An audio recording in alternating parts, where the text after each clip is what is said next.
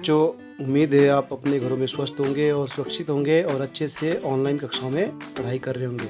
तो एक बार पुनः मेरे YouTube चैनल विज्ञान हर घर बने पाठशाला में आपका बहुत बहुत स्वागत है। पिछले वीडियो में हमने पढ़ा था मानव का उत्सर्जन तंत्र। अब पढ़ेंगे हम जल एवं खनिजों का परिवहन। ठीक है, तो पौधों में जल एवं खनिजों का परिवहन, या इन शॉर्ट कहें कि पौधों में परिवहन, पदार्थों का परिवहन कैसे होता है ये देखते हैं। चलिए, हमने अध्याय 1 में पढ़ा था कि पौधे अपनी जड़ों द्वारा मृदा से जल और खनिज पुष्पों का अवशोषण करते हैं। ठीक है, तो पत्तियों को उपलब्ध कराते हैं। पत्तियां क्या करती हैं? इस जल और कार्बन डाइऑक्साइड का उपयोग करके प्रकाश संश्लेषण के प्रक्रम द्वारा पौधों के लिए भोजन बनाती हैं। ठीक है, ये हमने पहले ही अध्याय में पढ़ लिया था। अध्याय 10 में आपने यह भी पढ़ा था कि सभी जीवों का भोजन उनके लिए ऊर्जा का स्रोत होता है तथा जीव की प्रत्येक कोशिका में ग्लूकोज का विखंडन होने से ऊर्जा निर्मुक्त होती है। अब कोशिकाएं क्या करती हैं? इस ऊर्जा को उपयोग के लिए जीवन की मूलभूत क्रियाओं में संपादित करके भेजती हैं। तो यह आवश्यक हो जाता है कि जीव की प्रत्येक कोशिका को भोजन उपलब्ध कराया जाए, क्योंकि वहाँ से सभी कार्य निश्चित होते हैं और ऊर्जा चाहिए होती है कोशिकाओं को। तो क्या कभी इस प्रश्न का विचार किया आपने कि पौधों को जड़ों द्वारा अवशोषित जल तथा पोषक तत्व पत्तियों तक किस प्रकार पहुँचाए जाते हैं? कभी ये सोचा आपने? हवा से उड़ के आते हैं। तो पौधों के पत्तियों और जड़ों के बीच में एक भाग होता है तना। ठीक है, तो ये तना क्या कार्य करता है? यह उन पदार्थों को, जल और पोषक तत्वों को ऊपर पहुँचाता है पत्तियों तक। तो चलिए इसको पढ़ते। जल और खनिजों का परिवहन पौधों में। तो पौधों में जड़ों द्वारा जल और खनिजों का अवशोषण हो जाता है। तो मूलों में यानी जड़ों में क्या होते हैं? मूल रोम होते हैं। ठीक है, मूल रोम यानी जड़ों के बाहर जो बालों जैसी संरचना होती है वो होते हैं मूल रोम। वो क्या करते हैं? जल में घुले हुए खनिज पदार्थों और जल को अंतर्ग्रहण यानी अपने अंदर शोषित करके क्या करते हैं? मूल के सतह, जड़ों के सतहों का क्षेत्र बढ़ा देते हैं। और मूल रोम यानी जो बाल होते हैं जड़ों के बाहर, वे मृदा कणों के बीच उपस्थित जल को संपर्क में आते हैं और जल को अवशोषित कर लेते हैं। ठीक है, अब ये देखिए चित्र में, ये चित्र देखिए आप, ये आपका जड़ों के मूल रोम, ये देखिए, ये आपका मूल के एक भाग वाला वृक्ष के जड़ों पानी। अब ये जड़ें हैं वृक्ष की और इसके आगे ये मूल रोम है, काले काले ये मूल रोम है। ये क्या कर रहे हैं? जमीन में जो उपस्थित जल है, खनिज पदार्थ है, उनको अवशोषित करते हैं और ऊपर की तरफ भेजते हैं। ऊपर क्या है? तना है। अब ये जो तना है, इसमें 2 प्रकार के टिश्यू पाए जाते हैं, एक जाइलम, एक फ्लोएम। ठीक है, अब जो जाइलम होता है वो क्या करता है? जल से पानी और खनिज पदार्थों को ऊपर की ओर पत्तियों तक पहुंचाता है। कौन सा ऊतक होता है? जाइलम ऊतक होता है, जो कि इस पदार्थों को, खनिज पदार्थों और जल को ऊपर पहुंचाता है शाखाओं तक। तो अब क्या होता है? देखिए, जब ये आपके वाहिकाएं जो होती है ना, ये कोशिकाओं को बनी हुई होती हैं, ये कोशिकाओं की बनी हुई होती हैं और जो संवहन ऊतक कहलाती हैं। यानी पादपों में मृदा से जल का पोषक तत्वों के परिवहन में पाइपों जैसी संरचनाएं होती हैं और ये वाहिकाएं या संरचनाएं विशेष प्रकार के ऊतकों से बनी होती है और इन ऊतकों के संवहन को हम बोलते हैं संवहन ऊतक। जो ये चीजें पहुंचाते हैं जड़ों से ऊतक, उनको बोलते हैं संवहन ऊतक। क्या होते हैं? संवहन ऊतक। अब ये संवहन ऊतक, पहले तो ऊतक समझते हैं। ऊतक होते क्या है? ऊतक क्या होते हैं? ऊतक क्या होते हैं? ऊतक कोशिकाओं का वह समूह होता है जो किसी जीव के किसी कार्य विशेष को संपादित करता है। यानी यह वह समूह होता है जो किसी जीव के कोई विशेष कार्य को संपादित करता है। कौन? ऊतक। अब जल को पोषक तत्वों के परिवहन के लिए पादपों में जो संवहन ऊतक होता है उसको बोलते हैं जाइलम या दारू। तो जल और पोषक तत्वों को जड़ों से पत्तियों तक पहुंचाने में या सभी भागों में पहुंचाने में जो ऊतक जो काम करता है, जो संवहन करता है, उसको बोलते हैं जाइलम या दारू। ठीक है, अब जाइलम चैनलों, नालियों द्वारा, जाइलम जो होता है नालियों द्वारा या चैनलों द्वारा एक जाल जैसा बनाया होता है पूरे पौधे ने अपने शरीर में, और शाखाओं के मध्य पत्तियों की जड़ता होता है। तो ये क्या होता है? ये जाल जो है शाखाओं के मध्य तक जो जालियाँ होती है ना, वहाँ तक जाता है। तो इस प्रकार यह पूरे पत्तों में, पूरे शरीर में जो है पौधों के जल का परिवहन करता है।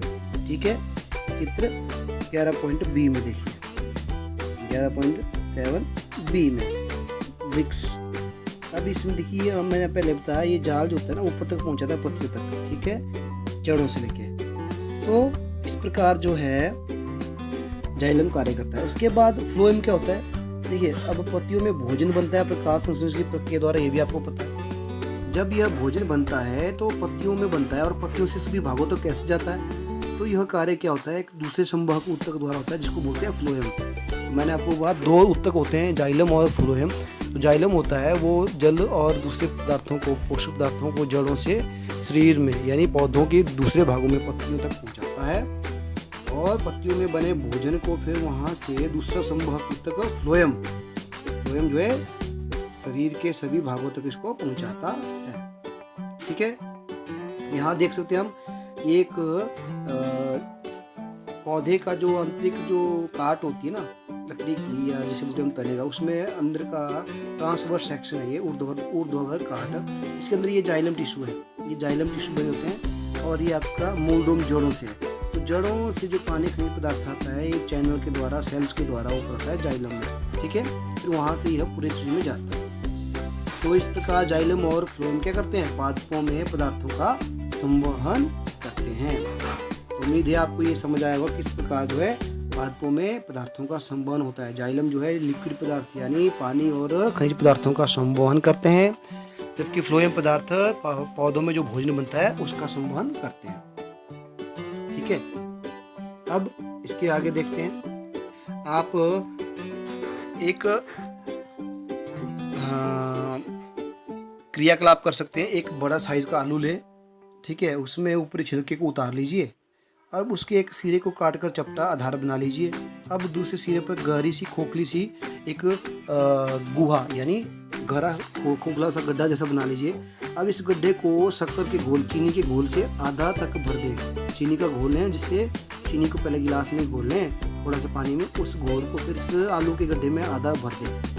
अब आलू में एक पिन घुसाकर घोल को स्तर को चिन्हित कर दें। तो घोल का स्तर बन गया ना उस गुहा में, यानी उस खाली जगह में जो आलू में गड्ढा बनाया आपने। फिर वहाँ उस गड्ढे में आपने जो शक्कर का घोल या चीनी का घोल डाला, तो कितना ऊपर आया उस स्थान को आप एक पिन लगाकर चिन्हित कर सकते हैं। अब क्या देखेंगे, आलू को जल युक्त किसी बीकर में रखेंगे और यह सुनिश्चित कर लेंगे कि बीकर में जल का स्तर पिन के स्तर से नीचे रहे। फिर हम इस आलू को, जिस आलू में गड्ढा है उस गड्ढे में एक शुगर का घोल है, फिर हम उस आलू को उठाएंगे और एक बीकर में रखेंगे जिस बीकर में जल है। ठीक है, अब हम ये ध्यान रखेंगे कि बीकर में जल उतना ही हो जितना कि आलू के गड्ढे में उस घोल का स्तर है, जहाँ तक पिन लगी हुई उससे ऊपर नहीं होना चाहिए। ठीक है, तो हम क्या देखेंगे, ऐसा करने के बाद हम पाएंगे कि जो आलू का गड्ढा है, जो गुहा है, उसमें शक्कर का घोल स्तर बढ़ जाता है। आलू के भीतर जल कैसे बढ़ जाता है, अल्प दूरी तक जल एक कोशिका में दूसरी कोशिका में जा सकता है। यानी वो क्या होता है, जो आलू का शरीर कोशिकाओं से, आलू का जो आलू है कोशिकाओं से बना है, तो वो बाहर का जो जल है वह उन कोशिकाओं के थ्रू क्या होता है, आलू के अंदर की गुहा में आ जाता है और गुहा का जल स्तर बढ़ जाता है। बस सिमिलरली इसी प्रकार क्या होता है बच्चों, इसी प्रकार क्या होता है, मृदा से जल का मूल रोम की जड़ों की सहायता से जल वाहिकाओं द्वारा अवशोषण होता है और शरीर में पहुंच जाता है पौधों के सभी भागों में। तो इस चीज़ को पता लगाने के लिए हमने फिर ये एक्सपेरिमेंट किया था कि किस प्रकार जो है क्या होता है, पादपों में जल का परिवहन होता है। ठीक है, ये देखिए आलू लिया हमने, इसमें गड्ढा किया, गड्ढे में हमने शक्कर का घोल डाला, फिर यहाँ पे पिन लगा दी जहाँ तक जो है घोल है। उसके बाद हमने एक बीकर लिया, बीकर में पानी डाला, पानी में हमने फिर वो आलू रखा और आलू को हमने क्या किया, बीकर में पानी उतना लिया ताकि वो पिन के घोल से नीचे रहे। फिर हम देखेंगे कि वो जो घोल है वो धीरे धीरे पानी के अंदर वाली गुहा में चला जाता है और ये वाला बढ़ जाता है। इसका मतलब आलू ने पानी को अवशोषित कर लिया। तो ये होता है आपका जल और दूसरे पदार्थों का परिवहन पौधों में। तो हमें पौधों में परिवहन, परिसंचरण कैसे होता है ये भी अच्छी तरह समझ आया होगा। चलिए आगे पढ़ते हैं, वाष्पोत्सर्जन। अब वाष्पोत्सर्जन क्या होता है, देखिए पौधों में वाष्पोत्सर्जन का मतलब होता है कि जल वाष्प को बाहर निकालना। तो पौधे जो है मृदा से खनिज पोषक तत्व तो अवशोषित करते ही हमने पढ़ लिया है। अब अवशोषित किया गया सारा जल तो उपयोग तो नहीं होता ना, अब कुछ जल जो है वेस्ट हो जाता है। तो पत्तियों की ये जो आपका जल बच जाता है वह पत्तियों की सतह पर क्या होते हैं, उपस्थित रंध्र होते हैं, उनको बोलते हैं स्टोमेटास निचली सतह में। ठीक है, अब ये स्टोमेटा या रंध्र क्या करते हैं, जो अतिरिक्त जल होता है उसको वाष्पो उत्सर्जन यानी भाप के रूप में बाहर निकाल देते हैं और जल वाष्पित कर देते हैं। ठीक है, पत्तियों के जल के वाष्पन में या से चूषण अभिकर्षण जिसे बोलते हैं खिंचाव विकसित होता है।